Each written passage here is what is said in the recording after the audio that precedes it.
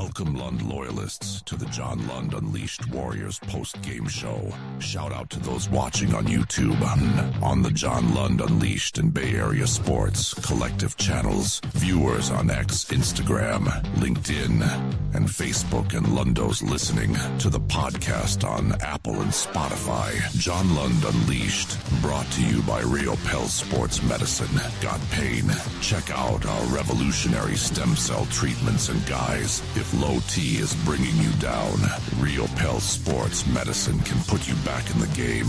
Now with the scoop on the Warriors, here's Johnny. Postgame number 3 as the Warriors go down 2-1. Who can step up? Well, Jimmy Butler did for at least 3 quarters. Jonathan Kuminga certainly did. You saw pods in that, 1 for 10. Not so much. And the Warriors are down 2-1, 102-97. Thank you so much for joining us. John Lund Unleashed. We'll roll call in just a second. 102-97. They're down 2-1, and this was one they're going to kick themselves because they had a real opportunity, a lead with about 5 minutes left. But then Draymond Green gets 2 fouls within about 30 seconds. That was one of the turning points of the game. Minnesota did a challenge day call in which Julius Randle was originally called for a foul, but then Draymond Green was holding his jersey, and there's so much grabbing and grasping and all this kind of stuff in the playoffs. But on replays, they're going to catch it because it's quite obvious, even though that's what they do to a lot of the Warriors, trying to get through and off screens and all those kind of things. But they called Draymond Green. Then literally as the words out of Tim Legler's mouth were, well, Draymond's smart. He's a veteran. He's going to be able to play with those 5 fouls. Jaden McDaniels is going underneath for reverse layups. Draymond's got to be smarter than that and commits a foul. And he's out of the game, and things kind of flip from that point. Anthony Edwards was red hot. We'll go through the whole thing. Jimmy Butler, and I said this before the game, he had to be ultra aggressive, and he was. He had 33 points, but did not score in the last 8 minutes. I think he was gassed from carrying everybody. Missed a number of shots at the rim in the fourth quarter. Jonathan Kuminga was absolutely great. It blows my friggin' mind that the Warriors couldn't find a spot in the rotation. I'm sorry, but that's on the Warriors. Jonathan Kuminga deserves his share of the blame for some of the things that he does, but I can't believe that the Warriors couldn't find a spot for that kind of talent. The Warriors did lead 73-69 going into the fourth quarter.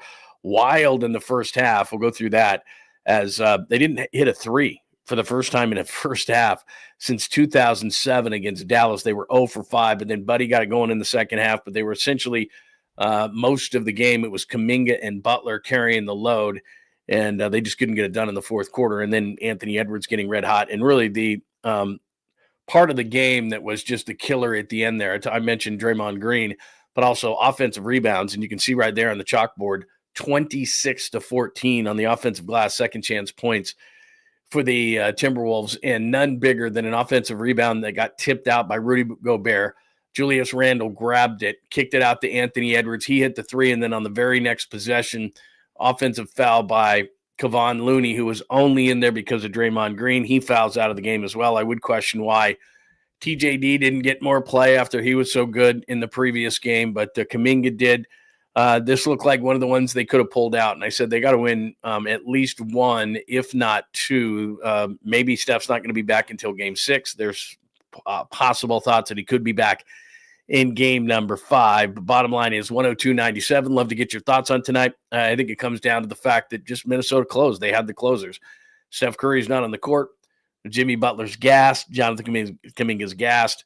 A couple of calls down the stretch. Draymond Green fouling out. Anthony Edwards was, if this was NBA Jam, he's on fire. Like, it just would have been that kind of a thing. He was driving. He was hitting threes. He was just feeling it in the entire second half. He had 28 of his points in the second half, did Anthony Edwards. They had a closer, and the Warriors, in as much as Jimmy Butler was great tonight, and I'm not criticizing Jimmy at all, I had 33. He was great from the get-go. He had 11 in the first quarter. I was saying this before the game. Jimmy's got to put on the Batman suit. You can't be robbing tonight. You can't be looking like he was in game number 2 to kick off the other guys and get him going. It had to be you. And Buddy Hield didn't score any points in the first half, so Buddy Hield in the second half helped out, but Kuminga, Butler in the first half, Hield helped out a little bit in the second offensively, but nobody else did anything. Brandon Podziemski's 1 for 10. He's absolutely useless on the offensive end. He plays his scrappy defense and grabs boards, but he can't throw it in the ocean right now, and they just don't have enough offensive firepower, and they didn't in the fourth, and they really missed. I mean, they missed Steph all the time, but they really missed him in the fourth quarter because Jimmy was gassed. You could see it. Jonathan Kuminga was gassed. You could see it. Buddy Hield did hit a late three that gave him a little bit of a flicker of hope, but every time they needed a defensive stop or an offensive rebound, they just couldn't do it. And whether it was Draymond Green or Kevon Looney, or I don't know why TJD didn't play more, I'm sure Steve Kerr will say afterwards or be asked about it afterwards. I think they could have used him because Rudy Gobert was getting on the glass and they were bombing him on the offensive boards. Again, 26-14. Fourth quarter, the Warriors get outscored 33-24, and that's what led to the loss, and they're down 2-1. So, look, can they win the next game Monday night? Sure, and then it's 2 games, 2-2, and then you worry and you hope, or not worry, you hope that Steph Curry can return at that point, but they've got to at least get one, and now there's an immense amount of pressure on Monday for the Warriors to get that one. So, again, 102.97, it is your postgame show, John Lund Unleashed on YouTube. Thanks for joining us. Please make sure that you subscribe to us on John Lund Unleashed on YouTube, also on the Bay Area Sports Collective, and I'll watch Tolbert's channel, and when Tommy jumps on, and he's live at the arena, he's live at Chase, so when Tommy jumps on the Bay Area Sports Collective, I will bid you adios, and he will jump on a little bit later. If you're watching on X, thanks for watching at John Lund Radio. We appreciate it. If you would migrate over here, you can hang out in the community, and that would be absolutely outstanding. So give me your thoughts tonight. Give me who you liked, who you didn't. Give it up to Jimmy. There's nothing more I think he could have done on both ends of the floor. He played great. Jonathan Kuminga, I refuse to believe that while some of this is Kuminga's fault, I understand, and I've told you the many things that Kuminga's done at times, attitude-wise, and hard to coach and all those different things, but I'm sorry. You cannot convince me that there wasn't some sort of a place for Jonathan Kuminga in the rotation to this point. Oh, Guy Santos, really? The way Podziemski's playing, Moses Moody has no clue, especially offensively. He just doesn't fit. He's just not big enough, tall enough, long enough. There had to be a place for Jonathan Kuminga. There just had to be, and that's on the Warriors. And he played great tonight. Once he gets his confidence, he's really tough to stop. And I get it, man. Him and Jimmy Butler kind of are redundant at times in where they are on the floor, but you just figure it out. Just figure it out. I mean, it's up to you. You're the Warriors. You get talent. You figure out where that talent fits. And he played great tonight. So it's not on Kuminga. Buddy Hield in the second half played a lot better. Didn't give you much in the first half. It was wild that they didn't hit a three in the first half. 0 of 5 for the first time since 2007 against Dallas.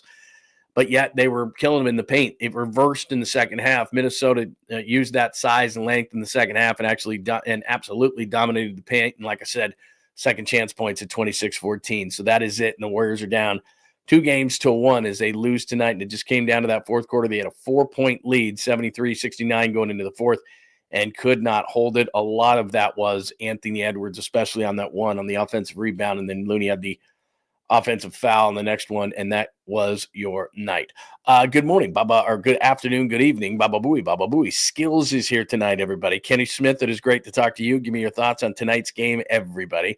Daniel Shrimboy is here. Nice to see you, my friend. Jake, good evening to you. Daniel, hello. Too much. It is really good to see you too much. I don't disagree with that sentiment, but they can win Monday, and then it's 2-2, and then who knows, and where is Steph Curry at that point? I say this all the time. I mean, I don't know what else to say about Draymond Green. It's like you're just never going to get a call from the officials, and I don't know why you bitch and moan and all those kind of things, and that's on him, to be honest with you. I mean, when they go back and they review that foul, and it sucks because they can't ignore the foul when it's on replay, so he grabs the jersey of Julius Randle, but at that point, you know you have 5. And Jaden McDaniels is coming underneath. You just got to give up the layup, man. You're too important. I mean, Draymond's smart. Draymond's a veteran, this, that, and the other. I get it, man. And generally speaking, he is. But in that situation, dude, there's 5 minutes left on the clock or a little bit less. And you've got to make a smart play, which is if I can't get a foul here, I can't contest this shot.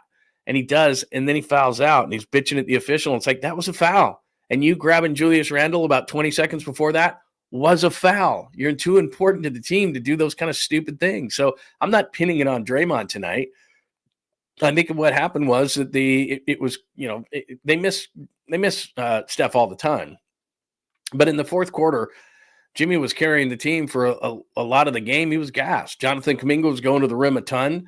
By the fourth quarter, he was gassed. He hadn't played a ton. So somebody else had to step up. Buddy Hield did to a certain extent, but they They just didn't have enough. And that's where it was like, man, where's Steph Curry when you need him? Well, there he is over on the bench on the other side. So, I mean, that's what it came down to. They got to score 33-24.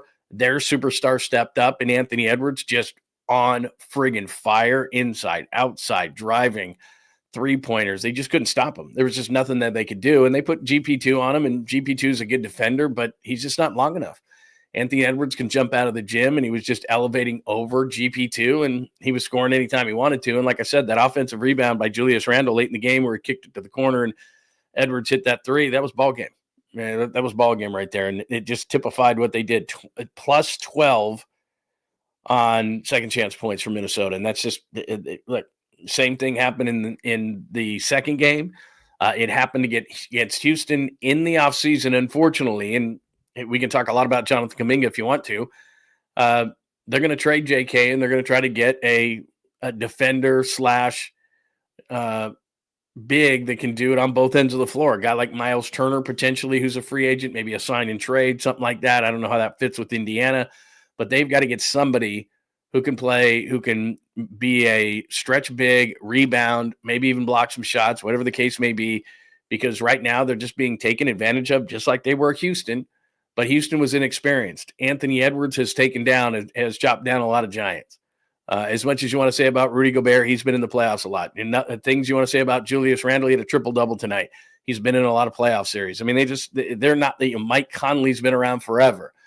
These guys are not intimidated walking into Chase and thinking to themselves, we can't beat the Warriors. And that was a long time ago, and that was with Steph Curry. So they're walking into this arena thinking, well, we're going to win. And they just kept it close, and their superstar made plays at the end.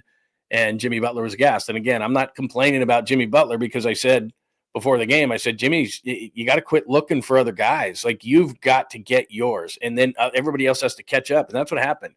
Jimmy had 11 in the first quarter. He had 18 at the half. He played great. But I think he just ran out of gas. He was missing shots at the rim. Kuminga, same thing. It was just, Kuminga played a great game. Jimmy played a great game. Buddy played a good half, the second half. Outside of that, you can't say a whole lot. I don't know what's going on with Podziemski. Still had open looks, but his game is all screwed up right now. It's dribble, jack the shot. Like, dude, move the ball and get your shots in rhythm. That's what's going on right now. You can tell when certain players are pressing, what Podziemski's trying to do on the offensive end is he's trying to get himself into rhythm with like some, with his fancy dribbling, and then he jacks a three. It's like, dude, move the ball, natural shot. Get yourself back in rhythm that way. So he struggled, obviously, tonight. But again, it really came down to the fourth, and they just couldn't get it done. And sometimes, again, you got to give credit to the other guy. Anthony Edwards was great. I mean, that's just what it comes down to. Hi, Smiley Dan. Good to see you. Draymond was off tonight. He's been doing that this entire series as far as the passes. He had a couple. He had one. He had one down the right sideline, and it was like, what's your rush? And they turned it right over. I think he was going down court to Jimmy Butler, and it wasn't even close. And it was like, I don't know, maybe 6-7 minutes left in the game. And it was like, what's the rush? Like, you're good. Like, there was no rush to get that ball up the court like that. He was good for 2 or 3 of those tonight, where you just kind of scratch your head. And look, I like Draymond. He's a major reason why they've won championships. But sometimes you just kind of scratch your head and go, what were you doing there? Hi, Danny. Look, Kuminga looked great. I'm not going to complain about Kuminga in any way, shape, or form, because here's a guy who hasn't been playing, and he played last game well, and he played even better tonight. I mean, at the half, and I have this in my notes. Let me flip my notes up really quick because I'm doing a lot of this off the top of my head. In the first half of the game, Warriors are up 42-40. Kuminga and JK together. Let me see here. That's my fourth quarter notes. Let me give you my halftime notes. Kuminga and Butler together in the first half were 12 of 20 for 30 points. Jimmy and JK. The rest of the team in the first half was 5 for 20 for 12 points. Let me do that again. Jimmy and JK in the first half, 12 for 20, 30 points. The rest of the team was 5 for 20 for 12 points. So there's no complaint with Jonathan Kuminga. If I have a bitch, there had to be a way to find a role for Jonathan Kuminga. I get it. When you put him together, you put him with Jimmy. Jimmy's not a three-point shooter, even though I had a couple of nice ones tonight. You throw that with Draymond, even though he likes to be a three-point shooter, he's not. He's not a major threat from there, and teams will let him try to beat them from there. So now you've got Butler, not a three-point shooter, Draymond, not a three-point shooter, and then who's going to be that third guy? Well, they had Moody for a while, and then they went to Buddy Hield to space the floor. If you put Kuminga in there, and the numbers say, at least before the series started, before the playoffs started, and the reason why he didn't play at the end, that when Kuminga was out injured and then he tries to come back with Jimmy, then you're putting three basically non-shooters on the floor, and it puts a ton of pressure on Pods and Curry to make those shots. Well, when Pods isn't shooting well, which he hasn't been since he scored the 26 in Houston, off the top of my head, I think he's 6 for his last 36 from the floor. He's just not getting it done. I mean, the push shots aren't going down. The easy stuff's not going down. He's missing layups. Like, he's just totally discombobulated offensively. And like I said, he's a guy that, and look, it hurts to not have Steph out there, but he was missing shots even with Steph on the floor when the floor was tilted towards Steph, and he was wide open and he's missing shots. And tonight, I don't know what the hell he was doing, pounding the ball into the ground. Just dribble. It makes it so easy for the defense. Like, you're not moving the ball. The ball's got to move, man. And Podziemski's just pounding the ball into the floor and then taking some shot. And you're going, dude, that's just, you're forcing it. I mean, at times when Clay, near the end of his tenure with the Warriors, he would get tense and he would force shots. And that's what's going on right now with Podziemski. It's like, dude, you just got to let it flow. And if you get the ball and you have an opportunity within the flow of the offense, that's great. But right now, he's not doing that. He's making it worse on himself. Go back and watch. I mean, he's just pounding the ball into the floor and just looking for an opening, and then he gets one and he jacks it. And it's like, that's not what made you successful. Getting the ball within the flow of the offense and shooting when it's the right shot, that's what Podziemski needs to do, and he's not. So it doesn't surprise him he's missing shots because he's just forcing it right now. Brutal. Hi, East Bay Caesar. Kuminga playing for a contract. Kerr needs to take advantage of that mindset. No doubt. And we've talked about it a lot on the show. I'm sure his agent went to him and went, dude, you're not going to be here next year. They're going to trade you for a stretch big. But you know what? Play for the other teams in the league. Get yourself that contract that the Warriors won't give you. And I give him a ton of credit because he wasn't prepared in that Houston series. He was still pissed off. He was still angry, whatever. He played with zero energy. The last couple of games against the Timberwolves, he has played his ass off. He's been great. Like I said, it was him and Jimmy for the entire first half. And then in the second half, Buddy decided to chip in and give him a little bit of offense. But like I said, by the fourth quarter, they were gassed. Jimmy was gassed. He missed 2 or 3 at the rim, which tells me he was gassed. Kuminga didn't have the same pep in his step in the fourth quarter. And how do I blame that guy? He hasn't been on the floor. He's probably still catching his breath. So, and then, Buddy helped him out a little bit, but they're just not getting enough.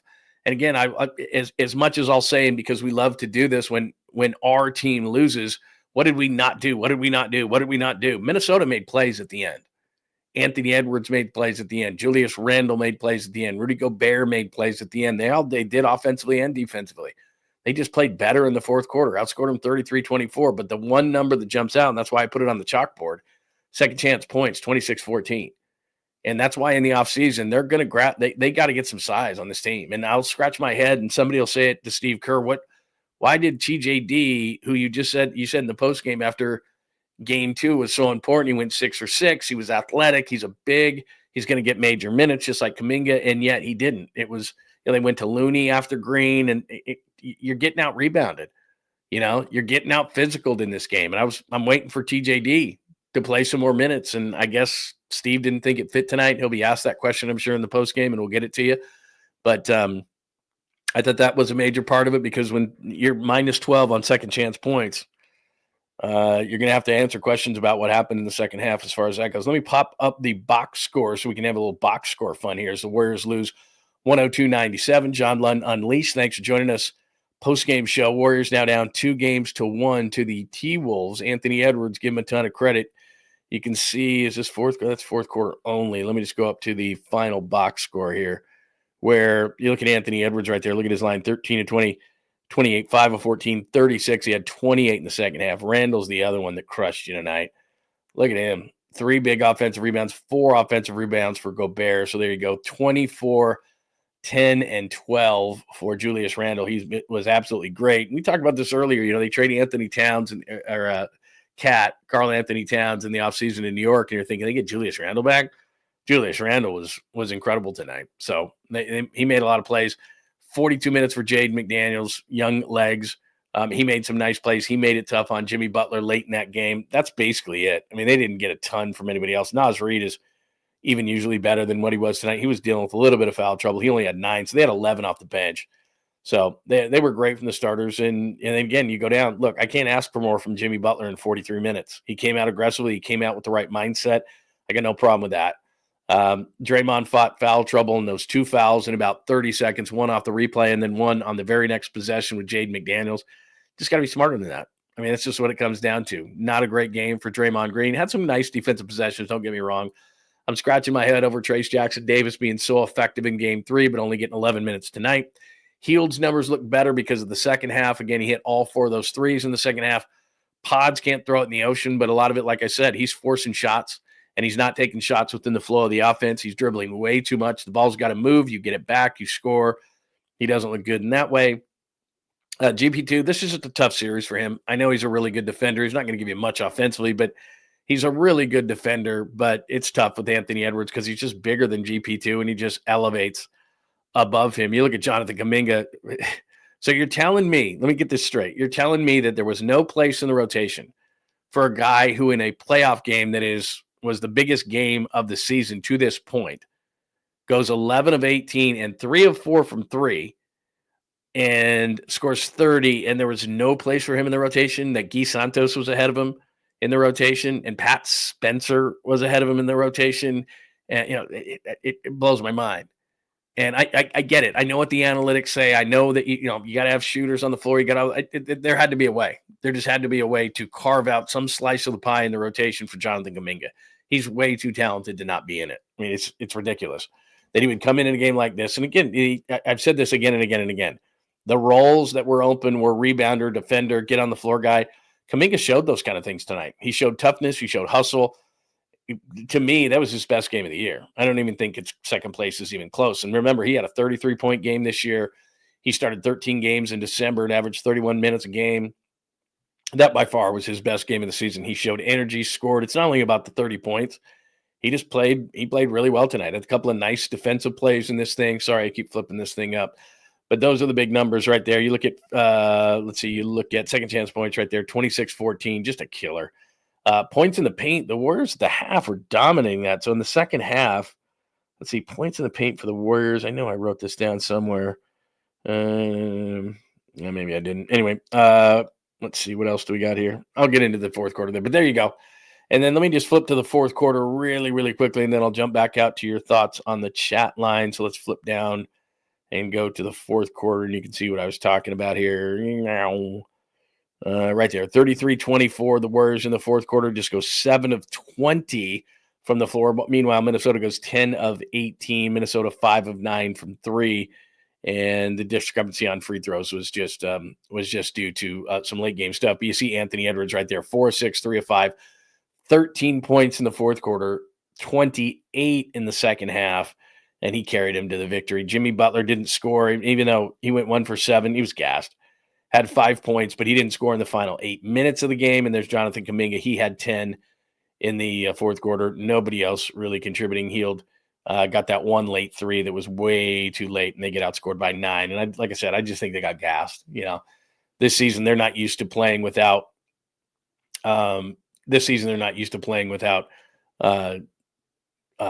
Steph Curry, and obviously in the fourth quarter that was really a difficult situation. So there you go. There's your box score from tonight. Warriors lose it 102-97, and now they're getting down 2-1. And Monday is, I'm not going to call it a must-win, but you go down 3-1 in this series, I think that's a major problem. So they had a real opportunity to win if they could have closed tonight. They didn't, and they find themselves down 2-1. Give me your thoughts on this whole thing. Like I said, I'm going to wait for Tommy to jump on, and then you can go over to the Bay Area Sports Collective, but I just wanted to pop in and make sure that, we filled the time until Tommy could jump in here. Hi, Skills. Good to see you. Just hate to wait such production from Butler and Kuminga. 100%. You took the words right out of my mouth. I mean, for those two guys, and we talked about it. We talked about it this morning on the Saturday morning show, which starts at 10 a.m. on Saturdays. We're here Monday through Friday at 8 a.m. We spoke about it this morning and said, okay, here are the keys. Jimmy Butler's got to be ultra aggressive. Quit driving into the lane like you did in game 2 and looking for other guys. I get that mentality. But you got to be Batman tonight. You're not Robin anymore. You're Batman. He did that. See, here's what's scary about tonight's game. we talked about how they had to win. Jimmy Butler had to be super aggressive. He was. Jonathan Kuminga had to be absolutely great. Scored 30. What else can he do? He was great. We talked about Podziemski. He went 1 for 10. Like I said, he's pressing. I mean, it's so clear that he's pressing. Like I said, dribble, off balance three. Like, dude, play within the context of the offense. Let the shots come to you. He's such a good player in terms of, drawing fouls. Like he drew that phantom foul against Julius Randle at midcourt where he took a dive. He can do those kind of things. He's a great rebounder for his size. All these different things he can add. If you're not shooting the basketball well, first of all, within the context of the offense, take those shots. If you're not doing that, you can contribute in other ways. You don't have to shoot the basketball unless they're shots within the flow of the offense. So he's obviously, he's pressing a little bit as far as his shot. He's pressing a lot as far as his shot. But we talked about it. Jimmy Butler's got to be aggressive. Jonathan Kuminga's got to be great. All these different things. But other things we talked about, they still turn the ball over in the first half way too much. The offensive rebounds, like we talked about, in the offseason, they're going to try to rectify that with somebody with size. They've already made the commitment to Jimmy Butler, so this team's only going to go in one direction. They're going to try to get a stretch big who can give them a presence inside, which is difficult to do. But I keep bringing up Miles Turner and guys like that. I wouldn't mind Naz Reid, but he's not that kind of a player. But he certainly gives you the stretch big kind of a thing. So they'll try to use Kuminga to do that in some kind of a sign and trade situation. Naz Reid's a free agent. Miles Turner's a free agent. I mean, there's a number of different guys that they might go after, but it's clear, it reared its ugly head in the Houston series. The fact that not only Sengun, but Steven Adams came onto the floor and gave him a lot of trouble. And it's the same thing here. Julius Randle gives him trouble inside. Rudy Gobert with the offensive rebounds is giving him trouble. So it's rearing its ugly head in this game. And in this series, and they just don't have the margin of error that they've had in the past when Steph Curry's on the floor, because what he does is he's a great deodorant. He just covers up a lot of stuff. A lot of the stench, like the fourth quarter with stench. And Steph could hit a couple of threes, and he just covers that up, and it doesn't happen. So there you go. They lose tonight. Fourth quarter was big. And again, I want to give credit to Anthony Edwards because, to be honest, Anthony Edwards, up until the second half of this game, he stunk in this series. He wasn't good. Was off rhythm. Was complaining to officials when he got to the rim. And if I was Chris Finch, the head coach of the Timberwolves, I'd go, this is the playoffs, young man. Like, you're going to get hit. You're going to get bumped. You're not going to get those calls, man. This is like playing, on the blacktop and you're calling your own fouls and people are going, nope, yeah, it's not a foul. There was a couple of calls that I didn't love against the Warriors tonight with the amount of physicality that was being allowed and is being allowed in the playoffs. Didn't love a couple of the calls late, but it didn't cost them the game. I'm not suggesting that in any way, shape, or form. Kuminga not in the rotation for this team with Curry playing is a fucking joke. I don't disagree with you. Some of it, like I said, is on Kuminga, and I know certain things about it, the situation. But if you're the Warriors, I'm sorry. You get a guy, and thanks, 𝐬𝐫𝐫𝐿. Great point by you. Look, if you're the Warriors, figure it out. And they're going to trade him in the offseason for size. I think that's a foregone conclusion, no matter how well he plays the rest of the way, because they've made a commitment to Jimmy Butler, and Jimmy's and Kuminga are kind of redundant in the way that they play. The analytics say that he doesn't play well with Curry, Green, and Butler. That's the core of this basketball team. So they're not going to go off of that. So they're gonna trade Kuminga in the offseason, and he'll probably develop into an all-star type of a player, and it's going to piss you off as a Warriors fan. I'm just saying that you can't tell me that you couldn't find a place for this guy. I'm sorry. You played Guy Santos over this guy. You played Pat friggin' Spencer over this guy. Like, he just went out and scored 30 in the most important game of the season. You couldn't find a place for that guy. You couldn't figure out 10, 12, 15, 18, 20 minutes for this guy a night when those guys were off the floor. You sure? Like, he couldn't be the lead scorer on your second team. Okay, when Steph isn't off the floor much, but in the regular season, what's he playing? 33 a game, 32, 33, 34 minutes a night. Like, Kuminga couldn't fit around. Now, look, Steph gives you floor spacing, so I'm not saying that you're putting Kuminga in for Curry, because you're not, because they're such different players. But what I'm saying is that there had to be a way. There had to be a way. When there's talented players on teams, I don't care what sport we're talking about, you find a way. And Jonathan Kuminga, I'll give him a ton of credit tonight. He made himself money, because there's going to be a team that's just based on this performance went, wait a minute, there's going to be a GM, there's going to be an owner that's going to go, wait a minute. That dude that scored 30 against Minnesota in game 3 when the Warriors needed it, that guy's available and the Warriors are going to, Milwaukee, for example, who's going in the wrong direction. I'll give you a great example. Like is Bobby Portis worth Jonathan Kuminga? No, he's not. But I'm just saying, like, the Warriors might do that just to say, okay, well, we got to get some size in here. They might be that desperate because in both playoff series, Houston and Minnesota, they're getting pounded. I mean, they're getting pounded inside. Like they were actually up on big time at the half. I know I have it in my half numbers. Hang on a second. In the paint, I know I put in the paint numbers in here, so it's pissing me off that I can't find them. But I guess not. I guess I don't have them. But then Minnesota comes back and they dominate in the paint in the second half. They're hitting threes in the second half. Edwards is going crazy. Randall's going crazy. They're grabbing offensive boards. But I agree 100% with you. There had to be a way to find a place for Jonathan Kuminga. He's just too talented. And so when the numbers say, well, he can't play with them, find a way. He just scored 30 in game 3. He scored 30. And it really didn't look that difficult for him to do it. And his three ball was on. I mean, he was nailing it tonight. So there had to be a way. And that's on the Warriors, 100%. In your opinion, this is a good question. How much longer is Curry going to play at a high level? I don't have any reason to think. Do you think it was Kerr's ego also about Kuminga not playing? I don't know. I mean, he and Kerr don't see eye to eye on certain things. And I don't know that it would get personal. If you're a head coach, you want to win games. And so whether it's personal or something, I mean, I bet to be completely honest, if you gave Steve Kerr truth serum, I bet he doesn't love Draymond Green a lot of the time, but he knows that Draymond Green makes it easier for the Warriors to win basketball games. So he tolerates them. But when they do the last dance, the Warriors last dance, just like they did the Bulls last dance, I bet Steve Kerr has a few things to say about Draymond Green in 10 or 15 or 20 years or whenever that documentary comes out. I'm sure that it's not all going to be real pleasant, but he tolerates them. Again, there's a term that I'm very fond of, and I'm sure you know what it is. It's called talent versus tolerance. If you're really talented, I'll tolerate a bunch of shit. If you're not very talented, I won't tolerate much. Talent versus tolerance. And so Draymond Green helps them win basketball games. They tolerate a lot. Jonathan Kuminga is off and on and inconsistent. They don't tolerate as much. But if I'm Jonathan Kuminga's agent tonight, I'm having champagne because he just made a bunch of money. And the Warriors are going to trade him because they need size. And how else are they going to get that size? I'm sorry, it's not going to come via the veterans minimum or any of those kind of things. The analytics and the Warriors and Steve Kerr have explained this, that Jonathan Kuminga and Jimmy Butler and Steph Curry and Draymond Green do not play well together. At least that's what the analytics say. And I understand why, because even though Kuminga hit a couple of threes tonight and Jimmy Butler hit a couple of threes tonight, that's not generally their game. And even though Draymond Green has had a nice playoffs, pretty decent as far as the three-point ball is concerned for him, I'm grading him on a curve. Those guys aren't consistent guys who knock down threes. So you've got to have shooters around them.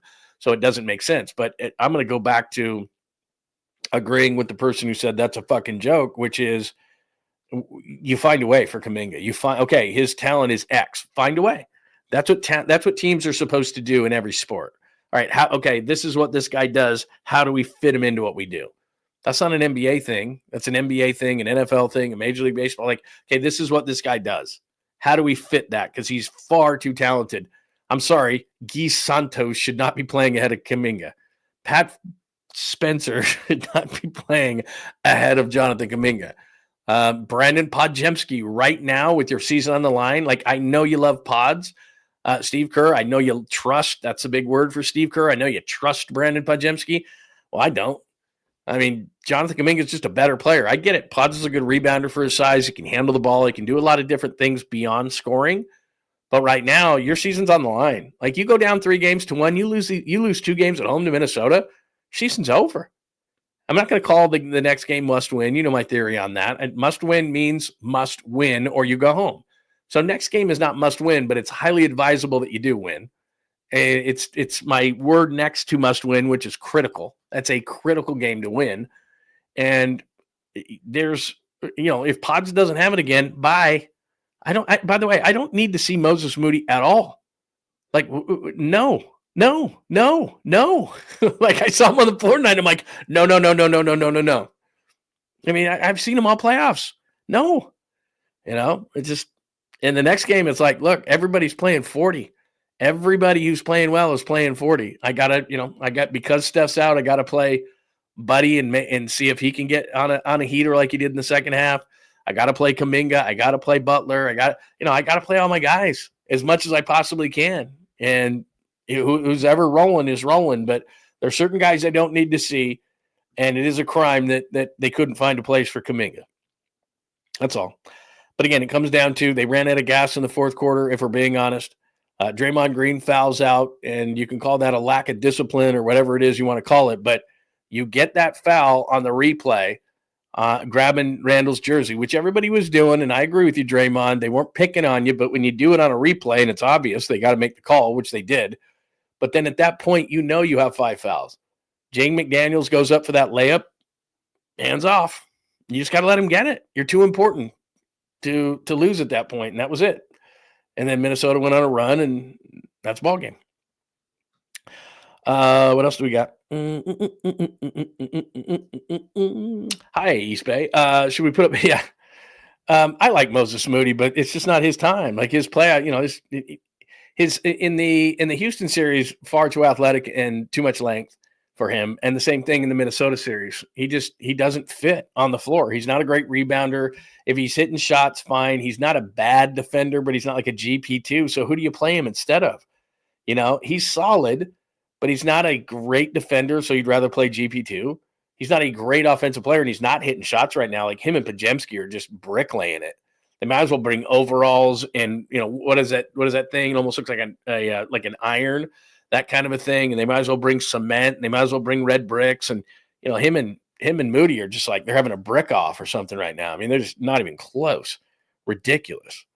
Let's see. Looney's evolution is crazy. He was a super athletic. Yeah, he's been banged up so much. I mean, that's what I mean. I'm surprised that TJD didn't play more tonight. He just fits better in the series. He's got length. He's got athleticism. I think he keeps them off the glass a little bit more.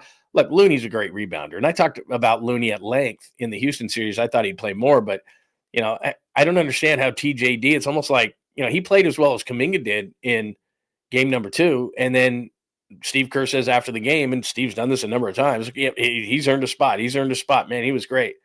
Well, what changed? Because you said after the game that, it was great to have his offense, and you look at his athleticism and his length, and it's like, well, he fits this series. I tell you this all the time. It goes series to series how much a guy plays. Well, he fits this series. His athleticism and length fits this series. And he got beat on second chance points 26-14. Okay. I would agree with this. Fred Payton has disappeared this series. The thing about GP2, and he's a lot like Podziemski in this way. Now, he's not the shooter that Podziemski is supposed to be, and Podziemski's not shooting it well right now. But what GP2 does when he's really on is, loose balls, dunks, he'll hit a corner three. It's just a little bit of everything, and you kind of look in the box score and you go, God, I didn't know GP2 did that much. He's just, like you said, he's not doing really anything, and Anthony Edwards abused him. And Anthony Edwards is going to do that to a lot of players. I know that in the NBA, really good offensive players can make really good defensive players look silly, and that's what's going on. He just doesn't quite have the length. Anthony Edwards is rising above him. He's getting to the rim whenever he wants to, and it doesn't mean that GP2 isn't a good player. It just means, as we talk about series and we talk about matchups, he just can't match this guy. He's extremely athletic, Anthony Edwards. He just needed to get his confidence going a little bit, and you saw it tonight. I mean, he was just like, I am on tonight. And he hadn't played well in the series. And that's why, we came into this thing, and then the first half, Anthony Edwards didn't play well. And you're going, how much longer is this going to be that Anthony Edwards is going to be ineffective? He scored 28. He was 36 in the second half, and he was unstoppable. And it didn't matter who they were going to throw on him. So GP2 had his work cut out for him, and it didn't happen. Couldn't agree more with this. TJD can finish at the rim. Looney can't. Need all the points you can get. And Steve said that after game 3 about how, he's going to play more because of his offensive abilities, but it's also, he's a great rebounder inside. He's got the length and athleticism, and that's what the Timberwolves have. I mean, they're bigs. Rudy Gobert, we can criticize him all we want. He's long and he's athletic, and, he gets after it on the offensive glass. They haven't pulled him out near enough to my liking, but that's, I get it. You're not going to play Quentin Post. Quentin Post was basically useless in this whole thing because he's not a defender or a rebounder. And if he's not knocking down, his jump shot constantly, bringing Rudy Gobert out, and he might be a guy that we see in the next game. They got to figure something out. But I would have liked to have seen more. Let me check on the exact number that he played tonight. I would have liked to have seen more minutes from Trayce Jackson-Davis after the way he played in game number 2. What did he play tonight? 11:05. This is not enough. And as you said, he went 3 for 4, scored 7 points. I mean, he didn't do anything wrong.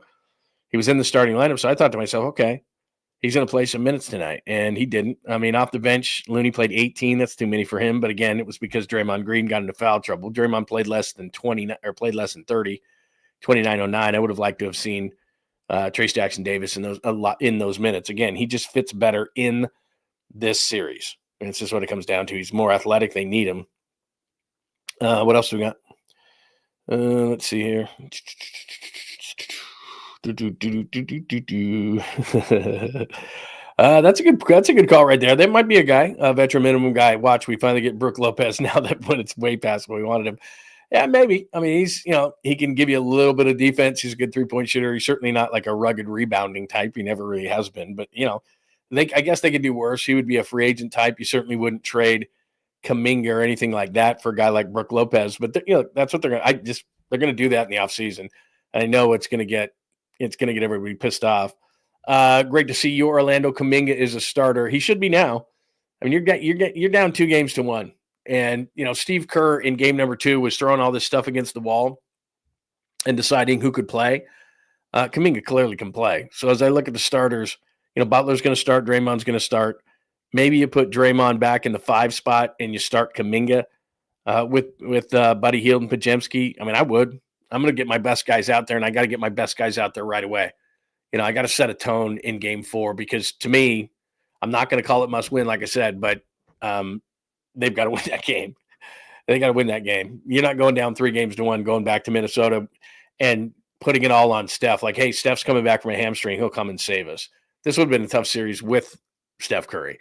And to think that he can come back from a hamstring injury and save your team. Look, I love Steph. He's 37 years old. It's going to take a minute to come back from this thing. You can't come back early from hamstrings. That's the problem. Like his thumb injury, dude, wrap it up. We got to have you. You sprain an ankle. Come on, bro. Jimmy Butler has the bruised pelvis, I should say. We need you. You got to come back. That's a pain tolerance issue. The hamstring is not a pain tolerance issue. And what can happen with it, it can worsen. So I don't know. The thing about Steph Curry is you can't rely on him the rest of this series. I mean, there was early word out that said that Steph Curry wasn't going to be back until maybe game 6. The best I think the Warriors can hope for is they win the next one, and it's 2-2 going back to Minnesota, and maybe Steph can play. But I played this for you the other night, or the other morning. I think it was Thursday I think it was Friday morning. I played it for you on the show, and Steph Curry's like, I've never had this injury before. I just don't know. And that's part of the problem too, because, Steph's going to be working on this thing. And then it's like, okay, can you burst off of it? Think about the movement that Steph Curry has in a game, how much Steph Curry moves. That ain't going to work with a bad hamstring. So it's not like he can come back early. And he's not 23, he's 37. And we all know that. I'm giving you Captain Obvious here, but it's going to take him a minute to get back from this thing. And I'm not sure that he's going to be back in time to save the season for the Warriors. And clearly they're not winning this series without him. So it comes down to a critical game on Monday. No question about it.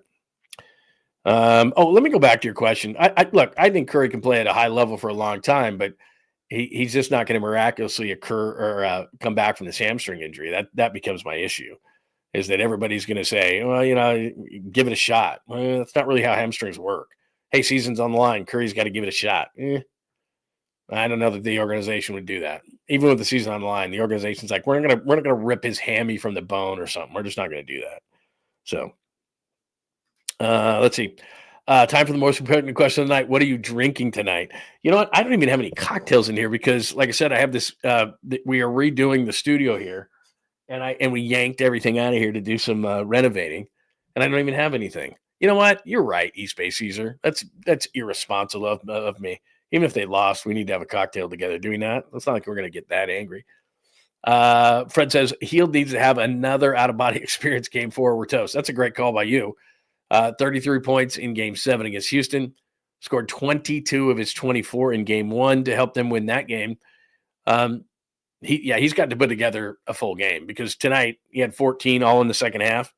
Didn't hit a three. They didn't hit a three. You know that. You've heard that by now. 0 for 5 in the first half on threes for the Warriors. In the second half, what is that? 5 of 18. No, excuse me, 10 of 18 in the second half for them. 0 5 in the first half, 10 of 18 in the second half. So they got it done as far as threes in the second half of this game. But they couldn't, they didn't even try. They were going into the paint. Jimmy's going into the paint. And like I said, it was the first time, impress your friends, first time since 2007 that they hadn't hit a three in the first half. Yeah, that's on me. 100% on me. I'm gonna have to leave my friends here for, I don't know, less than 60 seconds. I'll go grab one out and we'll chug one together. Because I mean, come on, that was ridiculous. What's going on, Tony? Good to see you, man. This is a bad matchup for GP2. Also, where's the missing person alert for Moody? Yeah, Moody doesn't need to play in this series anymore. It's just not a good matchup. And look, Houston's more athletic than what Minnesota is, but he still doesn't fit in this series. There's nowhere for him. I mean, who's he defending? Anthony Edwards jumps over GP2. And I said this before. Okay, what does Moody do? He's a nice glue piece, but he's not a great defender. He's okay, but he's not a great defender. He'll get his hands in passing lanes and things like that. Not a great defender. And then offensively, he and Brandon Podziemski, like I said, are just bricklaying. And so he's not giving you anything on the offensive end, really. He's not giving you anything on the defensive end. He just doesn't fit.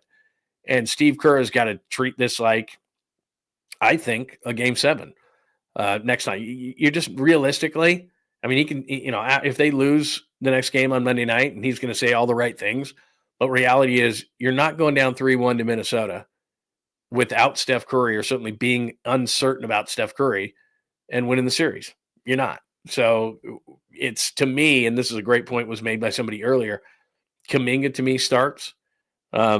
Butler played over 40 minutes tonight. I mean, if you look at the numbers, Butler played 43. Draymond only played 29 because he had foul trouble. Hield played 32. Pods, for some reason, played 39. Jesus, come on, man. GP2 played a very ineffective 25. Jonathan Kuminga played almost 36. Looney played way too many minutes at 18. And I don't know why Trace Jackson Davis only played 11. He fits this series. Everybody who's hot's going to play. And, I know he has a ton of belief and trust, does Steve Kerr and Brandon Podziemski. If that shot's not going down, and I know he does other things, but if he's not hitting, he's done. He's out. I mean, it's just how it is, man. I got to find somebody, because we saw it in the fourth quarter. If you ride Jimmy the entire game, he had 33, had no points in the last 8 minutes. And what did he miss? About 3 or 4 at the rim. He was gassed. And in 48 hours from now, what is he going to be? Gassed. So the other guys have got to step up. It's not enough that Kuminga and Butler basically carried this team offensively for the whole game. And they got an assist from Buddy Hield in the second half, no question about it. He had no points at halftime. He had 14. So he helped them in the second half. But you rode Jimmy too hard tonight. He did a great job. I give Jimmy a ton of credit for kind of adjusting his mindset to going into the lane and looking to pass and get others involved too. Okay, I've got to do this tonight. But because he got such little help, now Kuminga gives him 30. He was just gassed at the end of the game. And he and Kuminga both, at the end of the game, they were carrying the offense for the majority of the night. And they were like, eh. All right, that's fair. Go get your beverage. Does everybody, well, I go get a beverage. Does everybody else have a beverage? And again, I'm not forcing anyone to drink anything. Whatever your beverage of choice is, we'll make a toast to. It doesn't matter. It could be water, could be 7-Up, could be a Coke, could be booze, could be a shot, could be a beer, could be whatever. Whatever. Okay, give me less than 60 seconds. Hang on.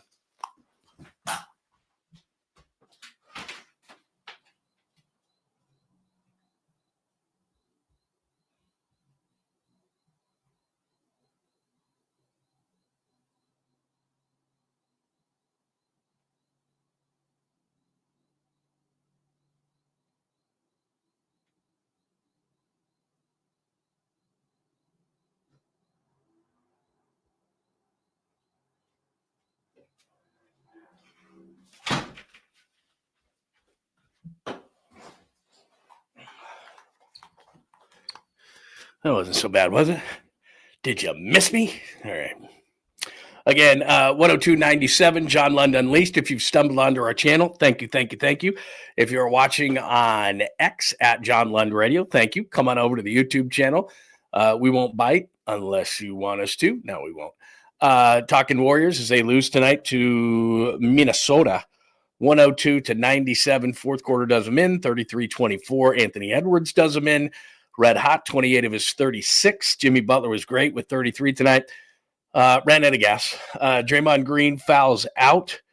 Really a couple of, I wouldn't say the fifth foul was a dumb foul. He just got caught grabbing Julius Randle, which everybody's been doing this entire playoff. But when they catch it on replay, they're going to call it. And then Draymond commits that sixth foul. By the way, I've got it in my notes here.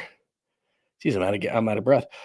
Green fouled out at 4:53, and Minnesota was up to 84-82. Had two fouls in like 20 seconds. That was a killer. And then really the game was this. Minute 20 left. Randall gets that offensive rebound. Edwards hits the three. Then Looney with an offensive foul in the next possession. And that was 96-89, Minnesota at 113. Good night, everybody. That's how it worked. By the way, Pods is 6 for 26 from the floor in his last 3 games. Sounded pretty good. So there's that. 102-97. What else do I have in my notes that I needed to talk about? Yeah, it's pretty much a crime that they couldn't find a place for Jonathan Kuminga in the rotation. Wouldn't you agree? Warriors, by the way, led going into the fourth 73-69. So there you go. That was a killer. What else do we got here? Anything else? All right. What do we tell me what we are having a cheers to? Ooh, did somebody just say you really are? You're having an old fashioned? God, that is the best drink. If I had another minute, I would go make myself. That is my favorite drink. And I like different variations of it. I've told you this, and I've been made fun of it many, many times. Like the banana bread one, and I had a Kona coffee one, but the old, I love old fashions. Any kind of variety, big fan. But you got to have the gigantic ice cube. The gigantic ice cube. Beers are great. That's what I'm having right now. I'm having a cocktail. And I'll chug this thing right out of the can because I didn't go back. Like I said, we're doing renovations in here. I got nothing in here. So I can't grab a glass or anything like that. Sorry about that. The allergies are going crazy. Yeah, I was winded. How bad? How pathetic is that I just ran to my garage and I'm winded? That's ridiculous. That is seriously ridiculous. All right, what are we cheersing to? Hey, you know what, East Bay Caesar? You tell us, because you just did a super. I appreciate it. Very, very nice. Thank you, everybody. Let's hear it for East Bay Caesar giving us the super. Remember, if you want to get your stuff on the show 100% guaranteed, a super is a great way to do it, and it is much appreciated by me. Cheers, East Bay Caesar. I'm going to wait for East Bay Caesar to tell us what we are cheersing. We were doing a cheers to. Oh, that's a great call. Sorry, East Bay. I wanted to give that to you, but then Joy beat it to you. Yeah, tomorrow's Mother's Day. Tomorrow's Mother's Day, and Joy knows this, and a lot of people in the room know this because you listen to or watch the show on a regular basis. It doesn't matter that she's not your mom. I've tried that before.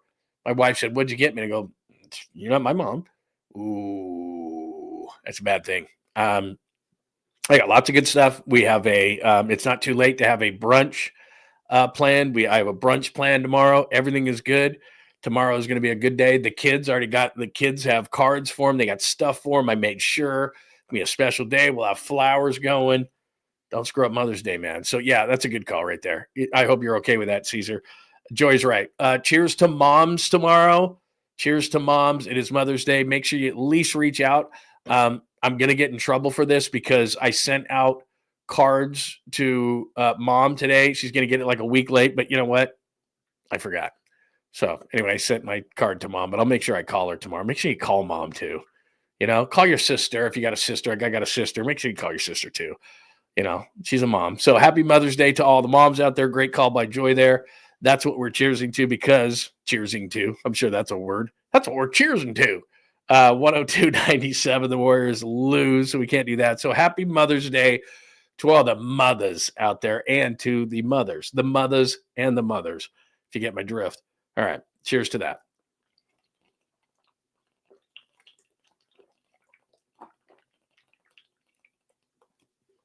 Ooh. Wow, that is cold and very tasty. Cheers to moms. Cheers to Joy drinking an old fashioned. How jealous am I of that, by the way? That is awesome. Very, very cool, man. Very cool. No, that was a great cheers. How could I forget about mom? I was like, oh, Mom. Of course you're cheering the mom. That's what we're doing, man. Oh, man, that's beautiful. What else? What else tonight? I have pretty much, make sure in my notes here. Again, 42-40 at the half. Had that. It really started in the first half. Edwards scored 8 straight at one point. Actually, 10 straight at one point. Sorry, I'm updating my notes here. What else? Again, 102.97. Batman Jimmy super aggressive. How can Kuminga not be in the rotation? Pods move the ball. By the way, Jimmy Butler came into tonight's game averaging 18.4 in the playoffs. He went off tonight. Nice job by him. I can't get over the Anthony Edwards stuff. He was great tonight, so you got to give him the credit. Julius Randle had a triple-double. He is vastly underrated. 2-1. They are down. Let me make sure. Let me see what Tommy's doing real quick. I've really enjoyed hanging out with you tonight. I just want to make sure that we're not stepping on the toes of Tolbert. He may or may not be ready to roll because I know he's doing a post-game show. Let me just see. No, I know he's in the arena, so he is still not on there. He might be doing it from home. I don't know. I'm pretty sure he was at the game tonight. So making sure we're not stepping on his toes. So there we go. Any more thoughts, questions, comments? We're about an hour into this thing, and I usually try to keep these to a tight hour. So no lady beers today. No. If you must know, drinking a Stella at back. But my beer, I don't know if your outside beer fridge is like this, but this is my outside beer fridge. It's got a hodgepodge of everything. It's got some Coronas in there, not the citrusy ones, because I don't buy that anymore because I got so made fun of. It's got some IPAs in there. It does have some seltzers, but I wouldn't chug seltzers. It's just for certain people in the house. What else do we have? Some light beers. I think it's got some my wife likes the God, why am I blanking on it, with the orange slice in it? Blue Sky. She likes those, and so we got some of those in there. It's just it's a hodgepodge. Like everybody's, people come over and they bring some beers and they put it in our outside garage fridge, and then all of a sudden it's like there's 10 different beers in there, 12 different beers in there, and that's kind of, I like Stellas, and so I just I go with those normally. So that's what I grabbed out of the fridge real quick, because like I said, I was ill prepared and I'm pissed off. I should have been better. Let's see, what else do we have tonight? Again, let's bring it to moms. Absolutely. That was a great call on there. Let's see, too much. Could have made a better effort to get a big at the deadline kick. Yeah, for nothing. Vucevic was available. Not saying they would have won, but it would have helped. Yeah, there's no doubt. And I'm sure they tried. They got Jimmy Butler. I mean, I can't really complain about Mike Dunleavy. I've said this many times and I believe it. If they don't give Jimmy Butler, they're already out of the playoffs. If they don't get Jimmy Butler, they're trading Steph Curry in the offseason. I believe that. Steph Curry was saying, look, I'm not going to play for, I'm playing to try to win championships. What's going on here? He was getting frustrated. You could tell. I don't think Joe Lacob was going to continue to pay these kind of prices. And so, they got Jimmy Butler. And so I can't really complain. I agree with you. They could have and maybe should have gotten a big, but man, they got Jimmy Butler. And to me, that's going to put them in contention. Oh, come on. It's going to put them in contention. Yeah, thank you, Blue Moon. I just couldn't remember that for like 2 seconds. I just went, I was like, come on, man. You think Stellas are borderline lady beers? I don't think so. Like, they're very tasty and crisp and refreshing. And the thing is, when you're chugging beers, as I often do on this show at night when we do the night shows, it's just an easy drinking beer to me. And so that's what I try to do is I make sure that I've got some, because I'm not going to chug like 6 or 8% IPAs. It'll be in my face, which you would probably enjoy that. But I'm just saying, like, I usually try to grab some beers that are like easy drinking beers, when I'm going to chug some beers. That's kind of what I do. I don't want anything that's like 8 or 10% alcohol. And I'm like, I'm like Harry Carey up in here. Hey, everybody. I'm hammered doing the show. Let's see what else. What else? Butler move was great, but it's most effective when the opposing has to guard Curry. Now there's no 30 all defenses on Butler. I mean, look, Jimmy did a great job tonight because Jaden McDaniels is a really nice defender. And in the last game, I think Jimmy was thinking to himself, okay, Jaden McDaniels is on me. Other guys have advantages. But like I told you, and I said this morning on the show, Steve Kerr went to Jimmy and said, look, dude, you are by far our best offensive player. We've got to get you going. And then other guys have got to catch up to you. And like I said, I can't say enough good things about Kuminga. It's not easy, especially at his age. What's he, 23? to know that you're not going to be on a team next year, to just know it. He knows he's not going to be here. And it was tough. The first couple of games, and I was critical of him in the Houston series, he was not mentally ready to play in those games.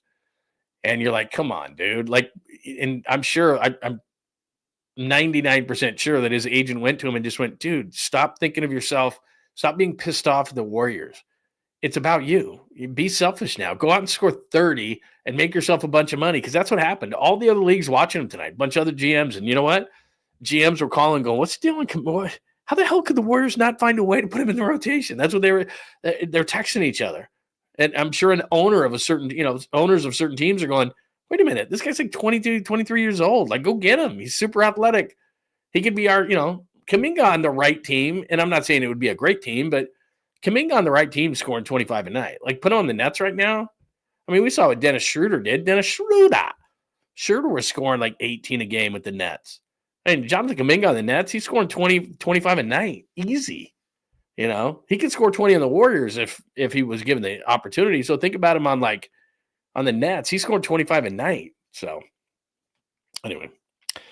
No, there's no doubt they've needed size for years. But I think now with the fact that they're coming, and they know this, that they're coming down the stretch, sunset on Curry, on Green, on Butler, they're going to go out and get a big, and they're going to use Kuminga to do it. I mean, they just, again, their analytics say, and I've seen it, the combinations, you do the 3, the 4, the 5-man combinations. When Kuminga gets added into that mix, it's not good. But then you look at him tonight and you go, come on. I mean, you're a smart organization. You're one of the better organizations in the NBA. You couldn't find a place for Jonathan Kuminga? Really? I don't buy that.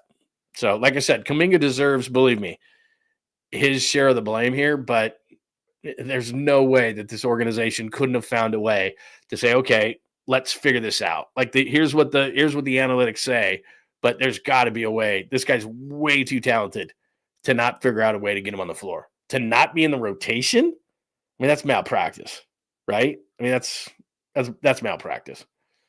Not a fan of must win, because they're all basically must wins. It's is it more mentality draining to play like that?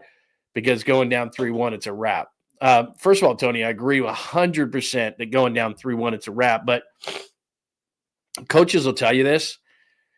They can't really go to their team and say, this is a must win, this is a must win, this is a must win. Because if you don't win, then what do you tell your team after that? So Steve Kerr goes to his team and he wants them to play with a sense of urgency and says, boys, if we don't win this game, season is over. And then, okay, now they lose. And they're going back to Minnesota and it's 3-1. Now me and you and everybody in this room and our fine community at John Lund Unleashed, we say to ourselves, the season's over. But players can't have that mentality. They've got to have the mentality of win one, get it back home. And then maybe Steph Curry comes in. Like, okay, if they go down 3-1, it's basically a wrap, and I don't disagree with you. But let's just say, for the sake of conversation, they pull one out in Minnesota. It's unlikely, but maybe they do. Now it's 3-2, and all of a sudden you get Steph Curry back. And you're going home. You think you can win that game? Yeah, you probably can. So it's 3-3. It's kind of like the Houston series, right? They're up 3-1. Houston wins 2 in a row, and they're going back home for 7. Now, they don't have home court in this thing, but what I'm saying is if they go down 3-1 and somehow they pull out the game in Minnesota, which I wouldn't expect them to do, but let's say they do. Now it's 3-2. They come home and Steph's back. Uh-oh. All of a sudden, Minnesota's going, oh, shit, we might not win this series. So I agree with you, but I am saying that Steve Kerr is not going to go to his team and say this is must win, because where do you go from there?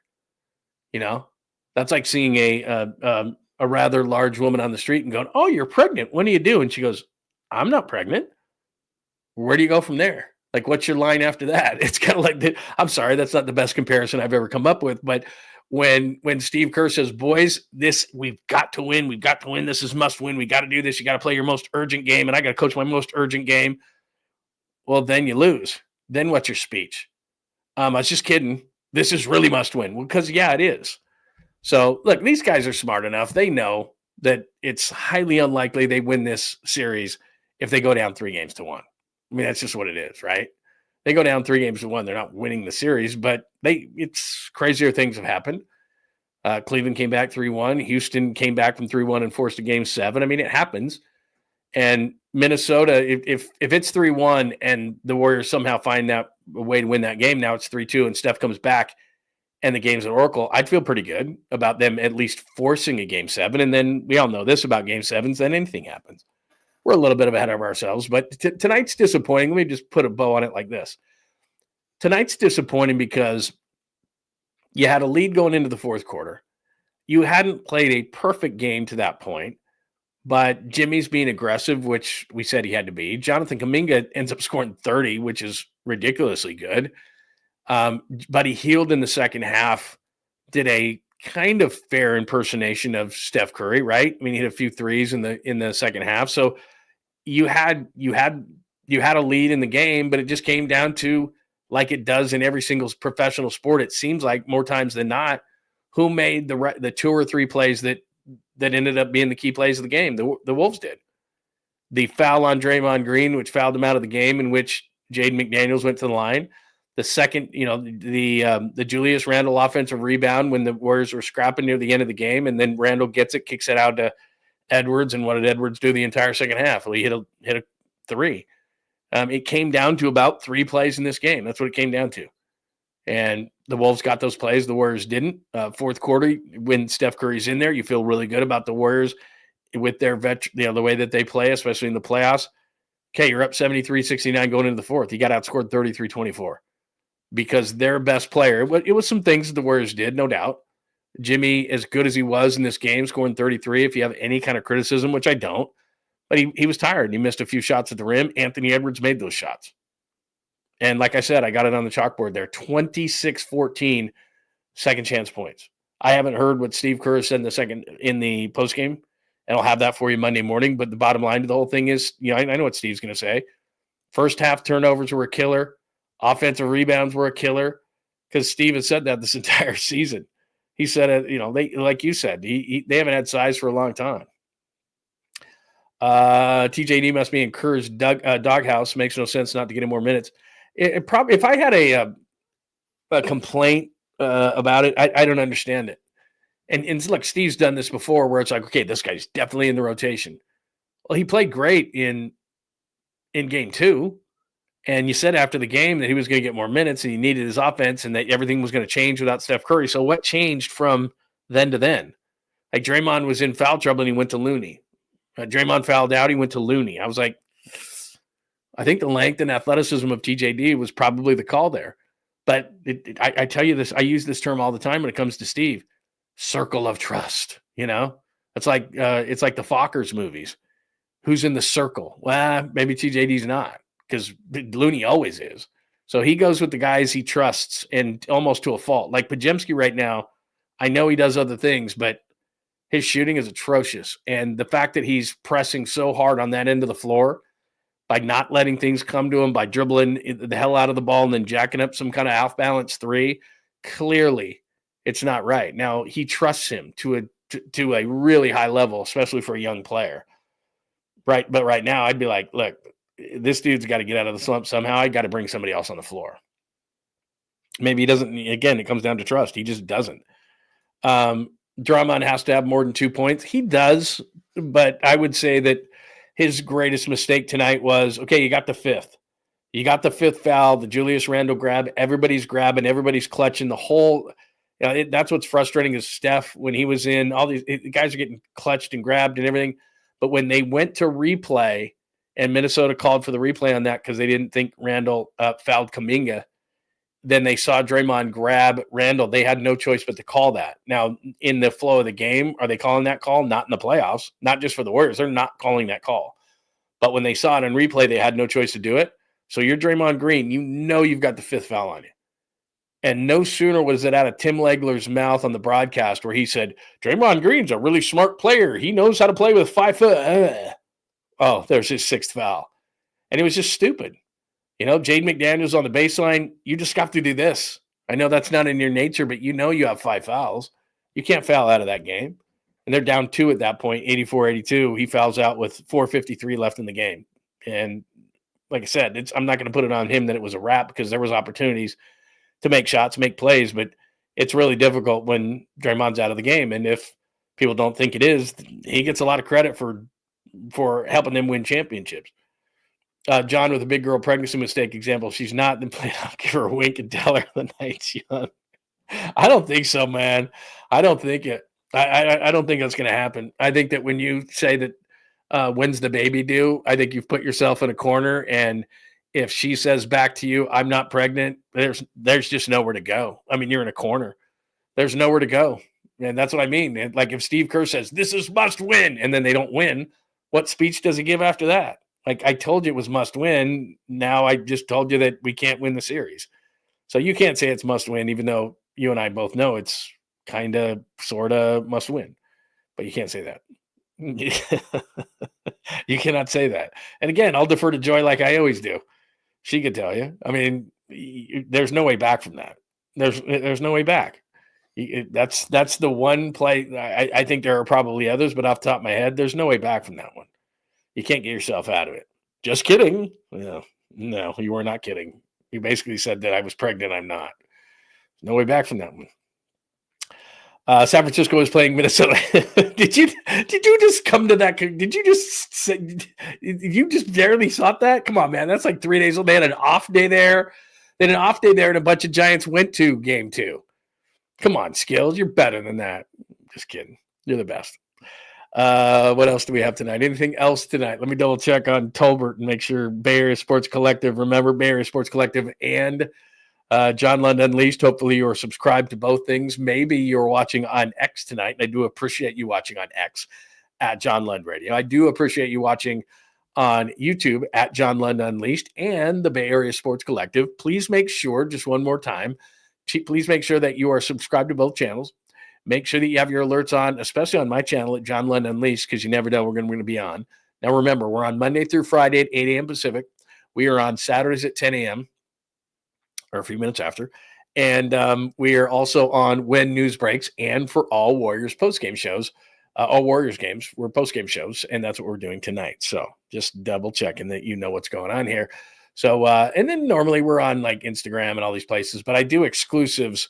We only do it on the 2 YouTube channels and X for postgame shows. So if you're like, where, and you came over here, that's why we're doing that there. So there you go. All right. Tommy is not up still. I'm on his channel right now, but he should be up shortly.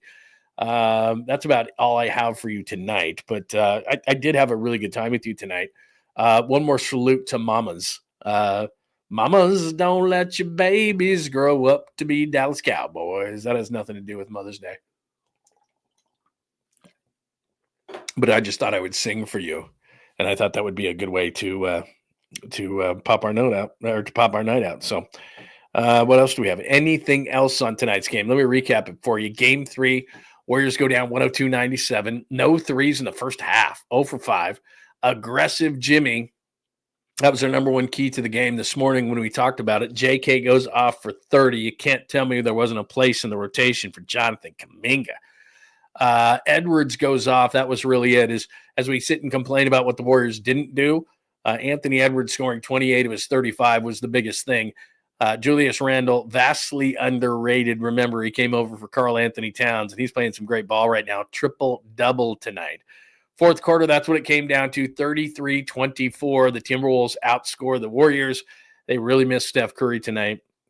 You could just tell that Jimmy was gassed, JK was gassed. They just didn't have enough to finish this thing. Second chance points was the big stat that stands out, 26-14 on second chance points for Minnesota. Big problem. Dre fouled out with 4:53 left, and the Warriors down 2. That was a major problem, and I was surprised it wasn't TJD. But again, Steve Kerr trusts Looney more, so that's what it came down to. So those are the big numbers. We will be back on Monday morning, bright and early at 8 a.m., so make sure that you come and hang out with John Lund Unleashed, 8 a.m. on Monday morning, Monday through Friday, 8 a.m. Pacific time with John Lund Unleashed, Saturday mornings at 10 a.m. as well, when news breaks, post-game shows after all Warriors games, and whenever needed as well. Hit me up with your comments and thoughts. I'd love to get your comments on the rest of this series, what happened tonight, if you got any questions as well. Also, if you'd like to hit me up at John Lund Radio on X, please make sure that you're following me there, and I post a bunch of stuff. Plus, for all things Unleashed, you know this, go to johnlundunleashed.com. That's johnlundunleashed.com. We keep archives of shows there on YouTube. We put the podcast up there, Apple, Spotify, but we put that up at John Lund Unleashed. I've got a blog that we put up there. You can buy merchandise. and all sorts of other stuff, social media links, all those kind of things. So go to johnlundunleashed.com for all things Unleashed. Everybody have a tremendous night, and happy Mother's Day to all the moms. Don't forget Mom tomorrow, especially Joy. She puts up with us all the time, and it is awesome to have her in the night in the room. So happy Mother's Day to Joy and all the other mothers that might be listening. And I don't mean it in a way like you're a mother. Mothers, moms, happy Mother's Day to all. Everybody have a great night. Tom Tolbert's going to be along very, very shortly in the Bay Area Sports Collective. Please make sure that you're subscribed to John Lund Unleashed, the Bay Area Sports Collective, and thanks for watching on X at John Lund Radio. 102.97, the Warriors lose. They're down 2-1 to the Timberwolves. Monday night, by the way, so Monday we'll have a long day. Monday, 8 a.m., be back here at John Lund Unleashed. And then Monday night, we'll do a post-game show for the Warriors as well as they try to even up the series. Everybody have a great night. Appreciate you hanging out with me. Thanks for hanging out with John Lund Unleashed. We'll try to be better next time, though I wouldn't hold my breath.